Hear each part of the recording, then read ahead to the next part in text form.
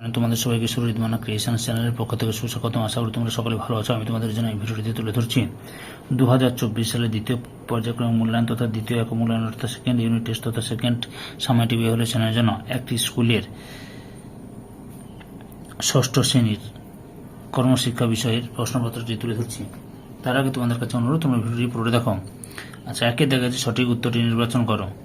1 × 10 মানে 10টি প্রশ্ন রয়েছে, 10টি প্রশ্নের উত্তরই করতে হবে, কোনো অপশান বা এক্সট্রা কোনো প্রশ্ন নেই।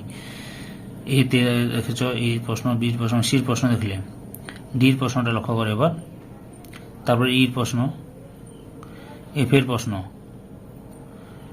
জির দাগের প্রশ্ন, এইচের দাগের প্রশ্ন, আইর দাগের প্রশ্ন এবং জের দাগের প্রশ্ন। ভারতের প্রধান নদী যমুনা, হলদি, গঙ্গা।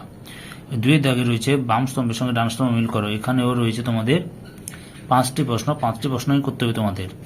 যে চিকিৎসা, ভারতের রাজধানী দার্জিলিং, মামলার সমাধান, শরীর সুস্থ রাখতে থাকতে, উকিল, ডাক্তার, সাঁতার, নিউ দিল্লি, চা। লক্ষ্য করেছ? তাহলে প্রশ্নপত্রটি তোমরা দেখলে। ওকে।